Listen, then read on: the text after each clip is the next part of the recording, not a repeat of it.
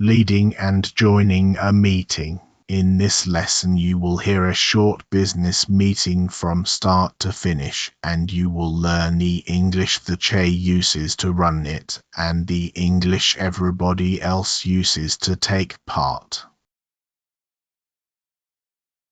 Here is what you will be able to do by the end.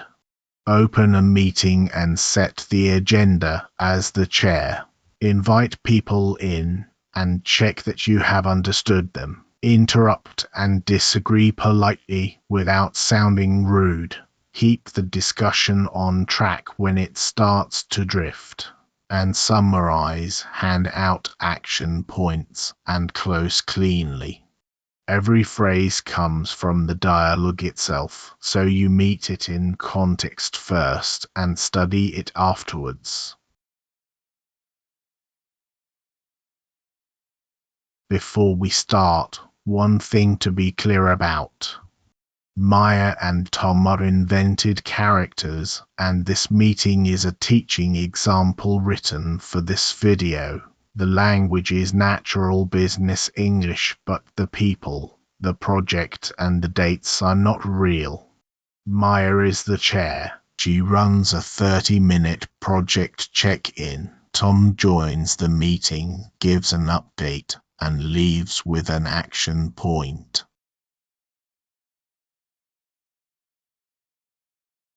Part 1. Maya opens the meeting. Right, I think we're all set. Thanks for joining, Tom. Shall we make a start? Sure, I'm ready when you are. Great. We've got 30 minutes today, and the main aim is to agree a launch date for the new help centre. Part 2. Tom asks to add an item, and Maya fixes the order of the agenda. That works for me. Could I add one small item at the end? I'd like to raise the proofreading budget. Of course, I'll put that last so we don't run over. Let's start with the launch date. Tom, would you like to kick us off? Language Focus 1. Opening the meeting and setting the agenda. If you are chairing, 3 moves get you started. Signal the start with, "Shall we make a start?" Say how long you have. We've got 30 minutes today. Then state the purpose. The main aim is to agree a launch date. Notice what Maya does when Tom asks for extra time. She says, "I'll put that last so we don't run over." That is a chair protecting the agenda without refusing anybody.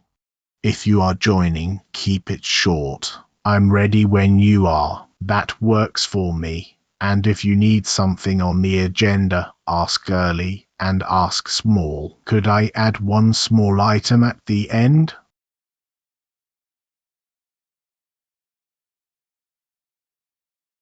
Part 3. Maya invites Tom to speak, then checks exactly what he means.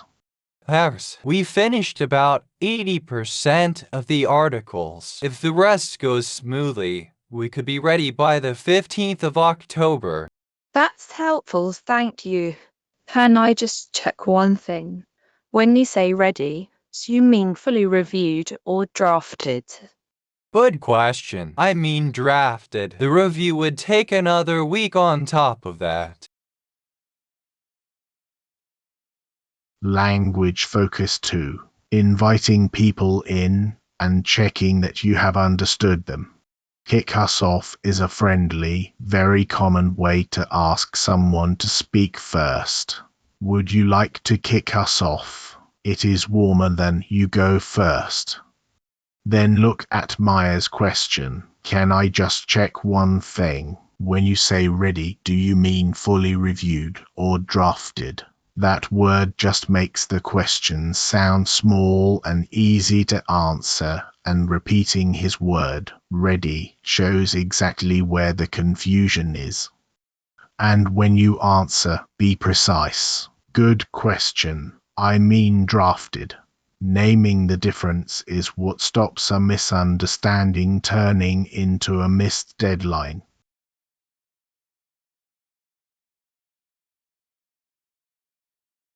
Part 4. Tom interrupts, and notice how carefully he does it.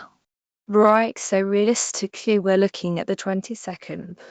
Sorry, can I come in here? I'm not sure the 22nd gives us enough of a buffer. Go ahead, please. Part 5. Tom disagrees, Meyer accepts the point, and then moves the meeting on.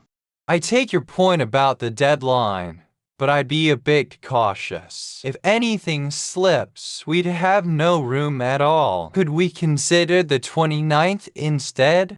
That's a fair point. I hadn't thought about a buffer. Let's park the exact date for a moment and come back to it. I want to make sure we cover the translations as well. Language focus 3, and this is the one most learners need most. Coming in, agreeing, and disagreeing politely. To interrupt, ask permission. Sorry, can I come in here? You are not apologizing for having an opinion. You are asking for the floor. The chair then gives it to you. Go ahead, please. Now the disagreement itself. Tom uses 3 softeners in a row. I take your point, which concedes something first. But I'd be a bit cautious, where a bit shrinks the objection. And then a question, could we consider the 29th instead, rather than a demand? And Meyer's reply matters just as much. That's a fair point. I hadn't thought about the buffer. Admitting that costs a chair nothing, and it is what keeps people speaking up.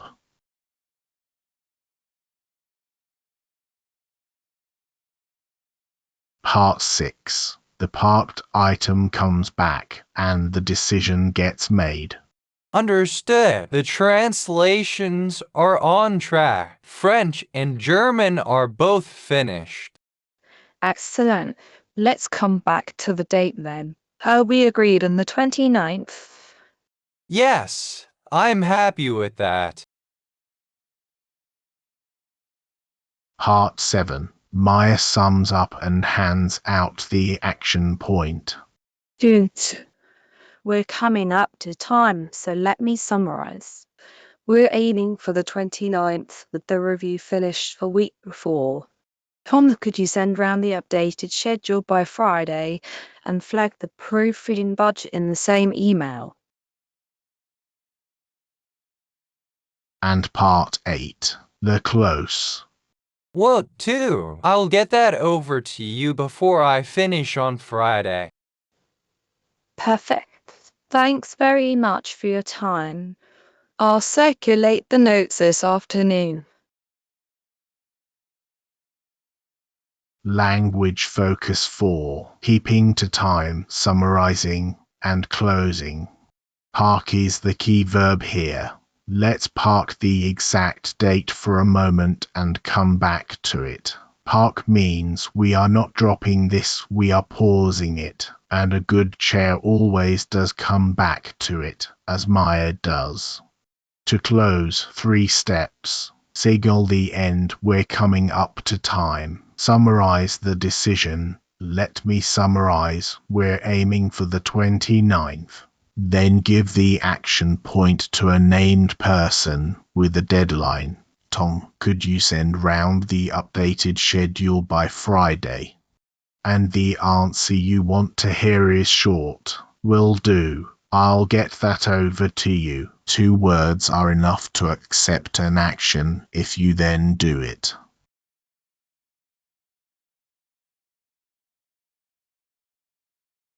Here is the whole meeting in one piece. Pause the video and read it through, or listen once more with the text in front of you. Part 1.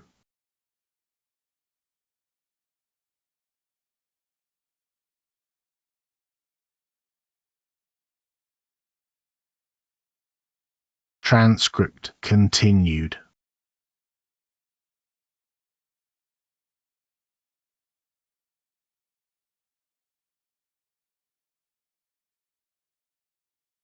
and the last part of the transcript.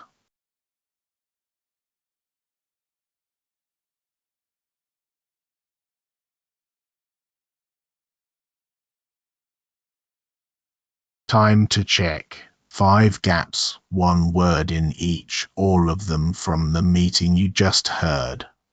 Number 1. Shall we blank a start? Number 2. Sorry, can I blank in here?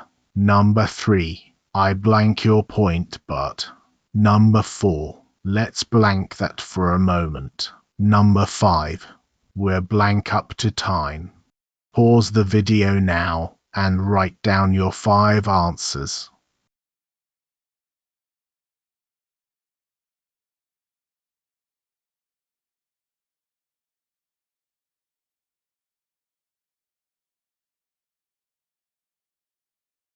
Here are the answers.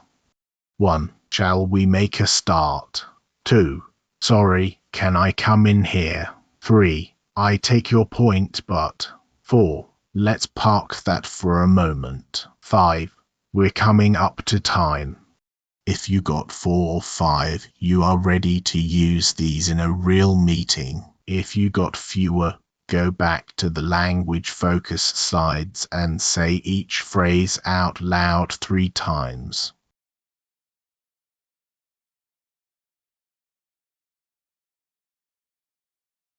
Five things to take away. Sharing. Start the meeting, say how long you have, and say what the aim is. Joining. Ask early, ask small, keep it short. Interrupting. Ask for the floor, don't take it. Disagreeing. Concede something, soften it, then ask a question instead of making a demand. And closing. Summarize, name the person, and give a deadline.